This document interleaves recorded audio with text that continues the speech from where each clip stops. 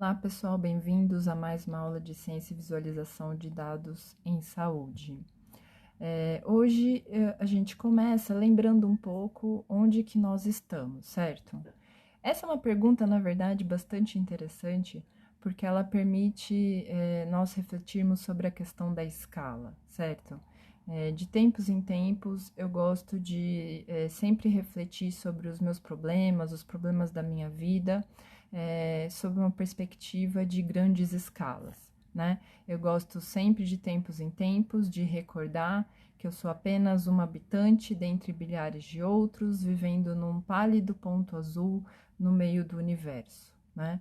Então, quando a gente pensa os bilhares de anos que envolvem a existência do universo e as questões de escala, de tamanho, muito provavelmente, mesmo o maior dos seus problemas, vai se tornar bastante pequeno nessa escala. Colocando uma lupa sobre a nossa disciplina, onde nós estamos, né? Então, até o momento, nós passamos por uma primeira unidade, um primeiro tópico de discussão, onde o André, principalmente, veio trazendo os exemplos de problemas que podem ser tratados no contexto da ciência dos dados, certo? Na atividade que vocês fizeram, a 3, vocês se debruçaram um pouco sobre diferentes processos de ciência dos dados, que, na verdade, podem se diferenciar entre si, talvez um pouco pela maneira como são documentados, ou pela maneira como eles se desenvolvem, mas eles guardam bastante coisas em comum, ok? Então, nessa primeira unidade, vamos chamar assim, nós quisemos apresentar exemplos de problemas e como que ocorre esse processo de ciência dos dados nesses problemas, de uma maneira superficial, mas que pudesse passar para vocês um panorama de exemplos, correto? Bom, numa unidade 2 ou num segundo tópico, o André começou a falar um pouco sobre os dados, né? Como que a gente pode organizar esses dados, como a gente pode bolar arquiteturas que sejam capazes de armazenar e processar esses dados. E também nessa discussão a gente acabou discutindo um pouco sobre infraestrutura necessária, certo? Então, essas são preocupações que um cientista de dados sempre deve estar ciente, né, que elas existem. Não necessariamente você vai ser a pessoa responsável por arquitetar tudo isso, mas de qualquer maneira é importante estar familiarizado com um vocabulário básico mínimo, ok? Lembrando que nessa figura que eu estou usando o modelo KDD, que foi um dos modelos que vocês estudaram, proposto pelo Fayad e seus colegas, certo? Bom, nessa próxima unidade que eu inicio por esse vídeo, nós vamos discutir um pouco sobre ferramentas estatísticas básicas para projetos de ciência dos dados em saúde, né? E onde será que elas se inserem nesse grande processo KDD? Na verdade, elas vão permear todo o processo, ok? Nós vamos aplicar análises estatísticas em diferentes momentos do processo. É bom lembrar que esse processo KDD, ele é, na verdade, um processo espiralado, né?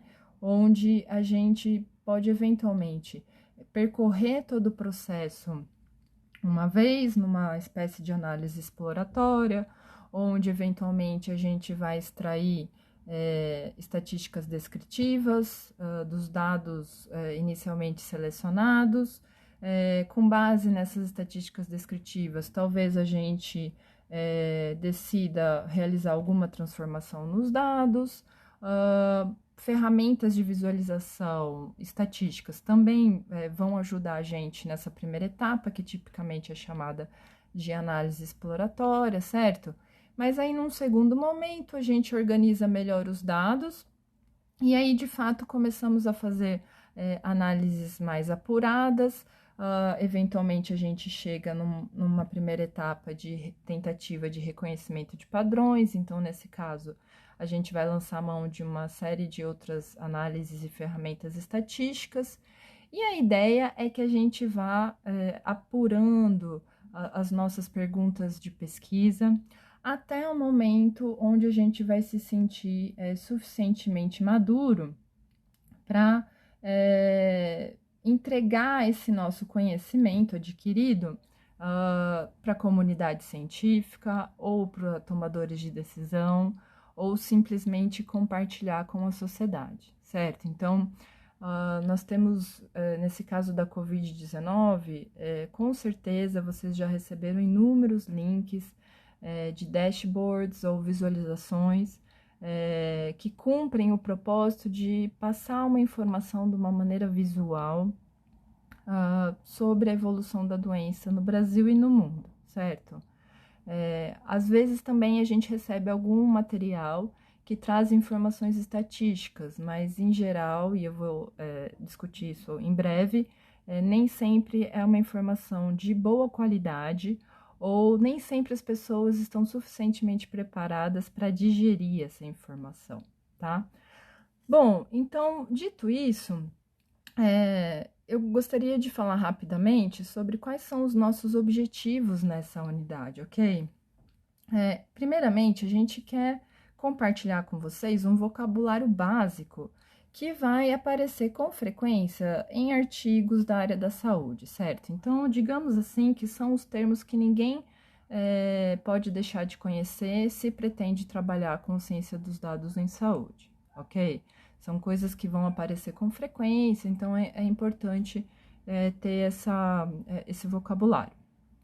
O segundo objetivo, que é um pouco mais difícil de alcançar, é fazer com que vocês iniciem uma jornada de obtenção de um bom senso estatístico. O que é um bom senso estatístico? É você ser capaz de olhar para uma análise estatística que, em geral, está associada a uma conclusão, certo? E você ser capaz de avaliar se aquela análise estatística ela está sendo conduzida de uma maneira adequada ou, ainda que ela seja incompleta ou ainda que ela apresente problemas, que você saiba distinguir quais são os pontos fracos dessa análise e quais são os pontos fortes dessa análise, tá? Então, uma coisa que eu já adianto aqui, que a estatística muitas vezes ela é referenciada como uma área que mistura matemática e ciência, porque a gente vai falar com frequência de experimentos estatísticos. Então, bolar o experimento de maneira adequada é bastante importante para que a gente tenha conclusões também boas, certo? Um outro objetivo ao longo dessa unidade ou desse tópico vai ser dar oportunidade para vocês exercitarem diferentes ferramentas de análise estatística. Então, nós entendemos que na nossa turma nós temos desde pessoas que já têm alguma vivência com pacotes de análise estatística de maneira programável, como Python, Pandas, NumPy, SciPy e os pacotes estatísticos, certo? Ou, eventualmente, o R, que é um pouco mais raro no contexto da engenharia e da ciência da computação, mas ainda assim, cada vez mais nós vemos pessoas que também navegam com tranquilidade usando o R, certo? Mas nós também vamos ter pessoas que eventualmente já até usaram algum pacote de estatística, mas eventualmente um pacote comercial.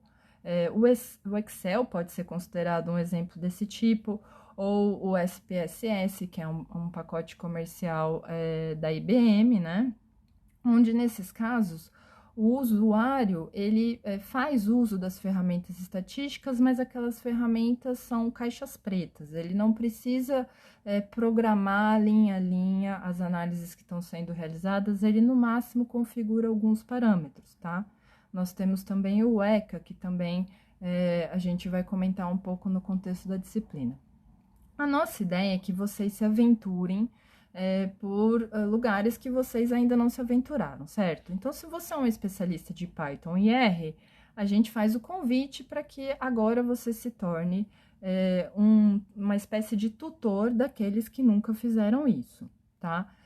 Por outro lado, se você nunca experimentou um ECA ou um SPSS, a gente convida você a testar isso, instalar na sua máquina, perceber a dificuldade, perceber qual que é o público-alvo, ok?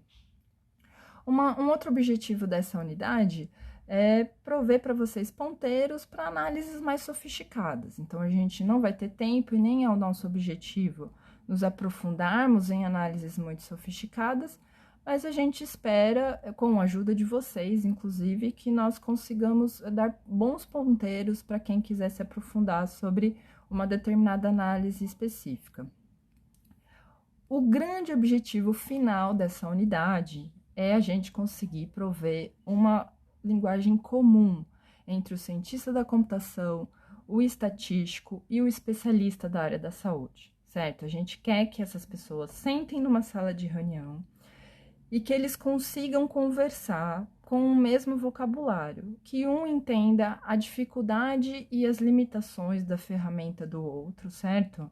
E que vocês estejam suficientemente interagindo de uma maneira que flua sem grandes dificuldades. Porque, como eu disse na primeira aula dessa disciplina, muitas vezes um dos grandes empecilhos de um projeto de ciência de dados é realmente a própria dificuldade ou o próprio tempo que leva para times multidisciplinares entrarem em ressonância, né? E passarem a falar a mesma língua, certo? Então, nos próximos vídeos, eu já vou começar a introduzir alguns conceitos e alguns temas relacionados a essa unidade.